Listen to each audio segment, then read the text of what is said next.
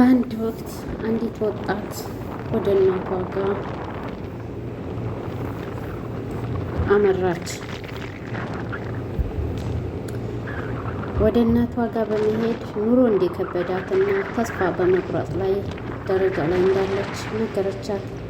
አንዱ ችግሬ አበሳጭቶኝ ሳልጨርስ ሌላው ይተካል፣ በእርሱም ደግሞ ውስጥ የተጎድቶ ገና ሳላገግም ሌላ ይጨምርብኛል በማለት ከፍቅር ሕይወቷ ጀምሮ እስከ ሌሎች አስቸጋሪ ገጠመኞቿ ስሜታዊ በሆነ መልኩ አንድ በአንድ ገለጸችላት።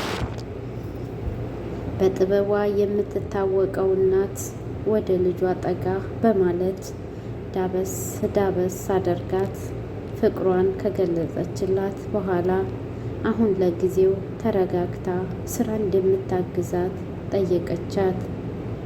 ልጅ ፈቃደኝነቷን ከገለጸች በኋላ እናት ምንም ጊዜ ሳታባክን አንድ ነገር እንድታደርግ ለልጇ አዘዘቻት። 3 ድስቶችን ውሃ በመሙላት በምድጃው ላይ ጣጂ አለቻት። እናት ልጅ የተባለችውን ለመፈጸም ወዲህ ወዳ በማለት ጀመረች። ያንን ካደረገች በኋላ በመቀጠልም በእያንዳንዳቸው ውስጥ የተለያዩ ነገሮች እንድትጨምርባቸው ነገረቻት። በአንዱ ድስት ውስጥ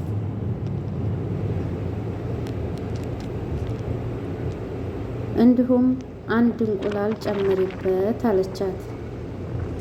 በአንዱ ድስት ውስጥ ካሮት ጨምሪ አለቻት። በሶስተኛው ውስጥ ደግሞ የቡና ዱቄት ጨምረሽ ነይና ንግግራችንን እንቀጥላለን አለቻት። ልጅ የተነገራትን ካደረገች በኋላ ወደ እናቷ መጥታ ንግግራቸውን ቀጠሉ። ከተገናኙ ሰንበት ስላሉ ብዙ የሚነጋገሯቸው ነገሮች ነበሩና ሳያስቡት ቆዩ። ይህን ሁሉ ስታደርግ እናት ምን ለማድረግ እንደፈለገች በሚገባ ታውቅ ነበር። ከዛም እናት በድንገት ከእንቅልፍ እንደባነነ ሰው የጣፍሻቸውን ድስቶች ረሳሻቸው እኮ በማለት ልጇን አስታወሰቻት። ልጅ በፍጥነት ውይ እማ ረሳሁት ብላ በፍጥነት ወደ ድስቶቹ በመሄድ ምድጃውን አጠፋችና ወደ እናቷ ተመለሰች።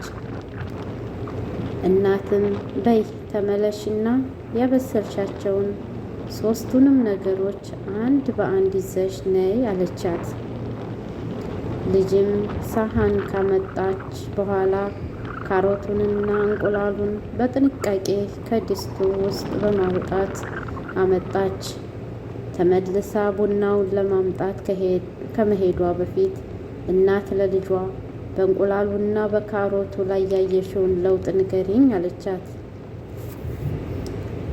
ልጅም በመጀመሪያ ካሮቱን ከነካካችና ካጤነች በኋላ ወደ ውሃ ውስጥ ከመግባቱ በፊት ጠንካራ ነበር፣ አሁን ግን በጣም ለስላሳ ሆኗል አለቻት። በመቀጠልም እንቁላሉን ከነካካች በኋላ ቀድሞ እንደነበር ስላገኘችው እንደ እንቁላሉ ምንም ለውጥ የለውም አለቻት። እማ እንቁላሉ እኮ እንደዛው እንዳደረኩት ነው፣ ንጣቱም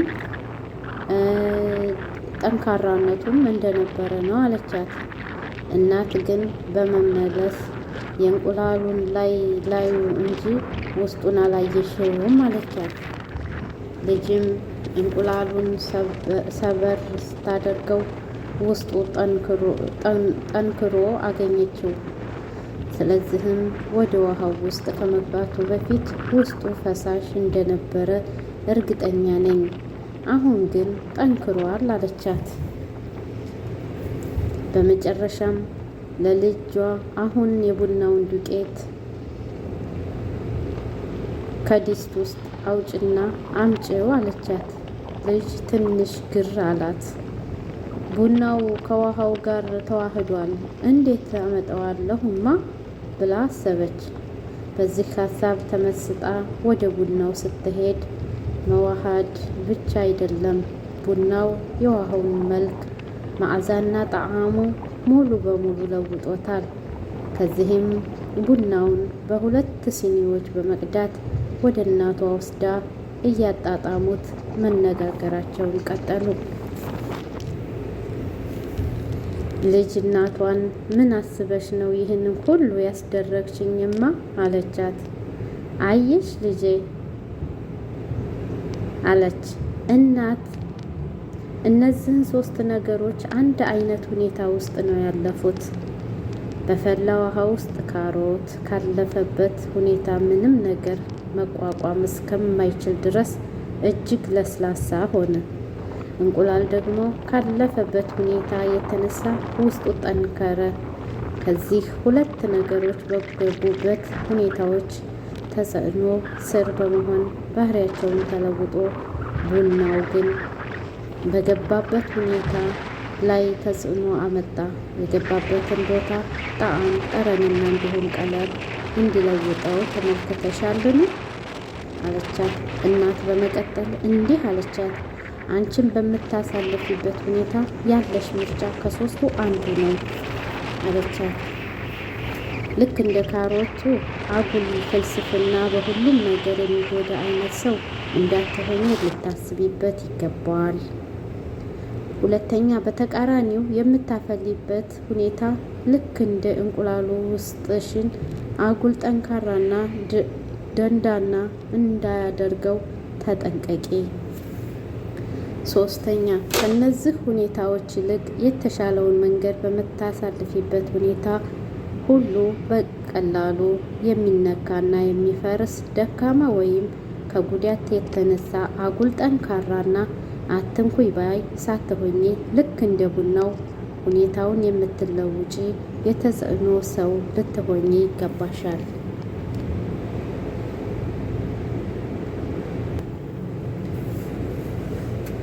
ውድ ቤተሰቦች የኛስ ጥንካሬ ምን ያህል ነው?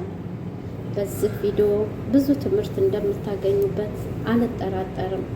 የሰው ልጅ በሚያጋጥመው ነገር ጠንካራ፣ ደንዳና፣ የማይሰበር ብርቱ ሆኖ ብቻ የሚቀር አይደለም።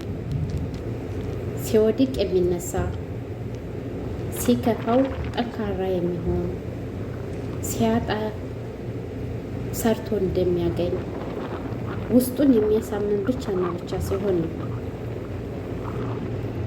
ምን ያህል ጠንካራ መሆናችንን የሚያረጋግጥ ከራሳችን አንደበት ልናገኝ የምንችለው ነገር ምንድን ነው? በቃ ወድቀን መነሳትን መልመድ፣ አጥተን ማግኘትን መልመድ። ወደ ቀጣዩ ስሄድ የሆነ ትንሽ ዘናም የሚያደርግና የሰውን ክፋትም የሚያስተምር ትንሽ ነገር ልባላችሁ ካነበብኩት ታሪክ ማለት ነው።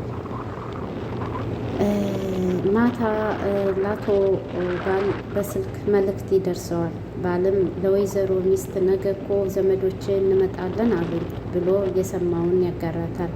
በዚህ ጊዜ ሚስት ብስጭት ብላ ቆይ ግን ለምንድን ነው የሚመጡት?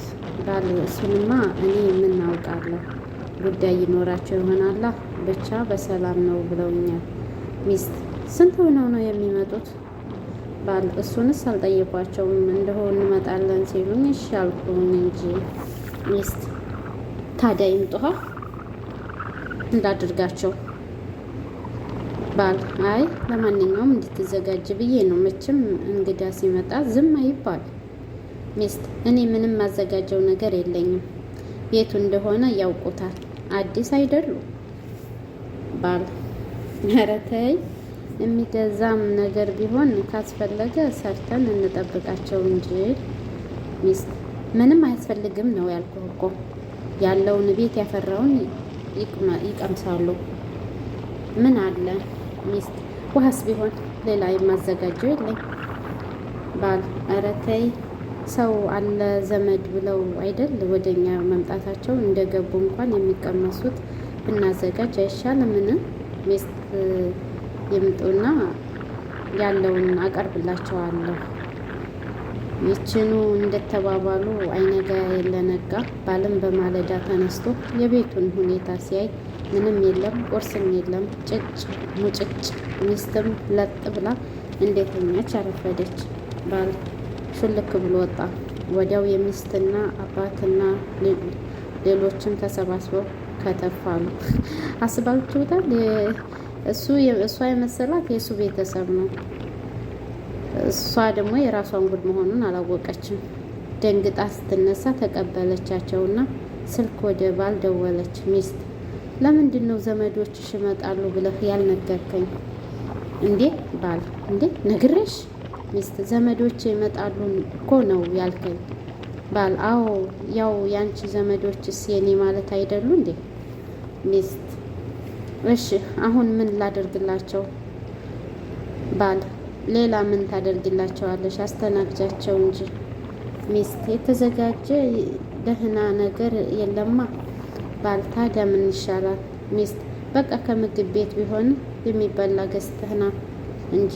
ባል እኔ እንኳን አሁን መምጣት አልችልም። አንቺን ምናስጨነቀሽ?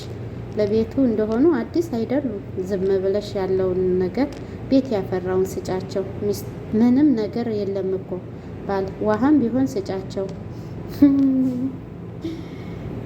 እና ይቺ ታሪክ ደስ ትላለች አይደለ? ውድ ቤተሰብ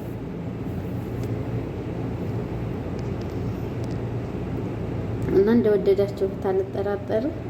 ውድ ቤተሰብ